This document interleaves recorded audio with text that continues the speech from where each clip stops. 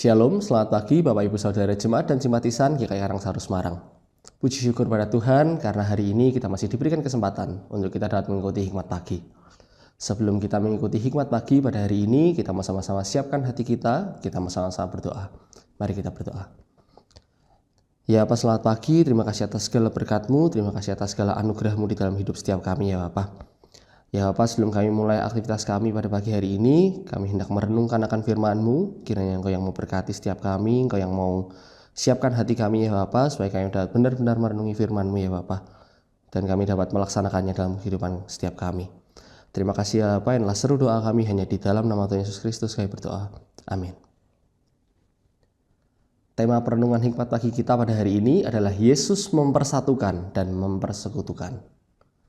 Dan nats diambil dari Roma 5 ayatnya yang ke-1 sampai 11. Namun kita hanya akan fokus pada Roma 5 ayat yang ke-10 saja. Roma 5 ayat ke-10 demikian bunyinya. Sebab jikalau kita ketika masih seteru diperdamaikan dengan Allah oleh kematian anaknya, lebih-lebih kita yang sekarang telah diperdamaikan pasti akan diselamatkan oleh hidupnya. Demikianlah sabda Tuhan, syukur kepada Allah. Selamat pagi saudara sekalian.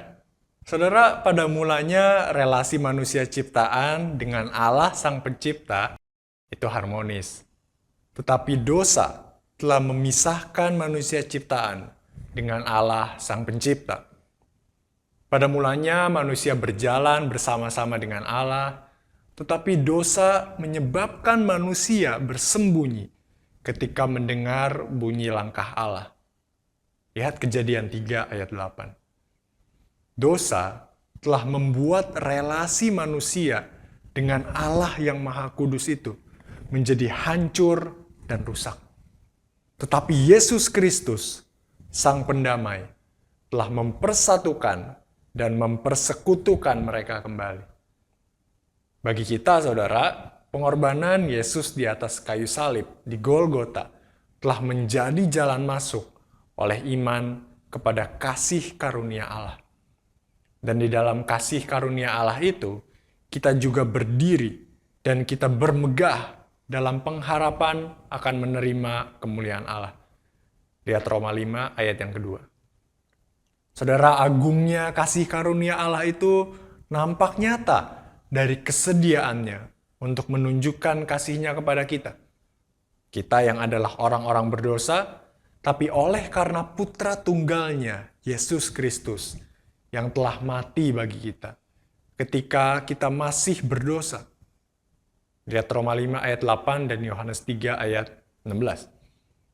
Saudara, itulah sebabnya, tanpa ragu, Rasul Paulus memberitakan harapan dan penghiburan yang sangat melegakan bagi kita semua. Paulus berkata, lebih-lebih karena kita sekarang telah dibenarkan oleh darah-Nya, kita pasti akan diselamatkan dari murka Allah. Sebab jikalau kita, ketika kita masih seteru, diperdamaikan dengan Allah oleh kematian anaknya, lebih-lebih kita yang sekarang telah diperdamaikan, pasti akan diselamatkan oleh hidupnya.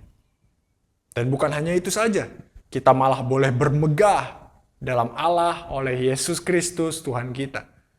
Sebab oleh Dia, kita telah menerima pendamaian itu. Roma 5 ayat 9 sampai 11. Saudara, Yesus Kristus Sang Pendamai sudah membuka jalan yang baru dan hidup bagi kita melalui tabir, yaitu diri-Nya sendiri. Sehingga oleh kuasa darah-Nya, yang sama seperti darah anak domba yang tidak bernoda dan tidak bercacat, kita sekarang dengan penuh keberanian dapat masuk ke dalam tempat Maha Kudus. Ibrani 10 ayat 19 mengatakannya. Oleh karena itu, saudara, jangan lagi kita menjauhkan diri dari pertemuan-pertemuan ibadah kita. Tapi marilah kita saling menasihati, kita saling memperhatikan, kita saling mengasihi, dan semakin giat melakukannya menjelang hari Tuhan yang semakin mendekat. Saudara, pengorbanan Kristus memberikan jaminan pemulihan dan relasi yang erat dengan Allah. Amin. Mari kita berdoa. Ya Tuhan, Engkau adalah Allah yang begitu mengasihi kami. Kau bahkan mau menebus kami, manusia berdosa ini, dari alam maut, sehingga kami pun diperdamaikan kembali denganmu. Tuhan, tolonglah kami agar kami tidak menyia-nyiakan keselamatan yang Tuhan berikan, tidak menyia-nyiakan pengorbanan yang telah Kristus berikan, dan juga tidak menyia-nyiakan kehidupan yang Engkau telah anugerahkan. Tolong kami ya Tuhan, agar hidup kami semakin hari semakin mencerminkan siapa Kristus itu, menerangi lingkungan sekitar kami, menjadi berkat bagi sesama kami, sehingga nama Tuhan dikenal dan juga dipermuliakan. Dalam nama Tuhan Yesus kami berdoa. Amin. Saudara, selamat pagi, selamat menjalani aktivitas sepanjang hari ini di dalam anugerah Tuhan, dan Tuhan Yesus memberkati.